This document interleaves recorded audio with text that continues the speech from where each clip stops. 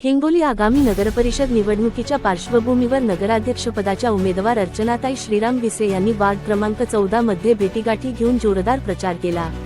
मस्तान शहानगर, बावनखोली आणि पेन्शनपुरा या भागांमध्ये त्यांनी नागरिकांशी संवाद साधला आणि त्यांच्या समस्या जाणून घेतल्या। नागरिकांचा रोष आणि अर्चनाताईंचा शब्द। या भेटीदरम्यान बावनखोली भागातील नागरिकांचा संताप प्रकर्षाने दिसून आला। स्थानिक नागरिकांनी आपली गाऱ्हाणी थेट अर्चनाताई विसे यांच्याकडे मांडली। येथील रहिवाशांनी स्पष्टपणे सांगितले की मागील नगरसेवकांनी या भागात कोणताच विकास केला नाही। मूलभूत सुविधांच्या अभावामुळे नागरिक त्रस्त आहेत। नागरिकांचा तीव्र रोष आणि विश्वास पाहून नगराध्यक्षपदाच्या उमेदवार अर्चनाताई विसे यांनी त्यांना मोठा दिलासा दिला। त्यांनी निवडून आल्यावर या भागातील सर्व समस्या प्राधान्याने सोडवण्याचे आणि निश्चित विकासकामे करण्याचा ठाम शब्द दिला। नागरिकांनी त्यांच्यावर जो विश्वास दाखवला आहे त्याला पात्र ठरून सर्वांगीण विकास साधण्याची ग्वाही अर्चनाताई विसे यांनी दिली।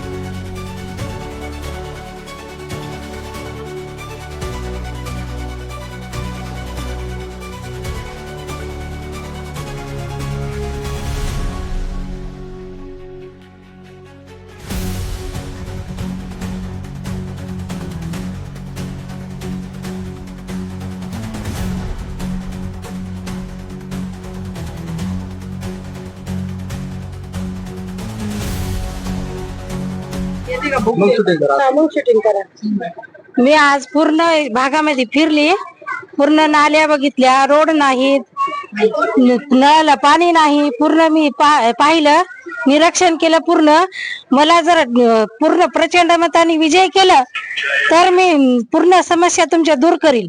मला एकदा तुम्ही फक्त संधी द्या तर संधीचं सोनं करील मी। दूर केल्या पाहिजे। वर्षापासून राहतात आई तुम्हाला हे जे नाली आहे 25 वर्षापासून आहेत।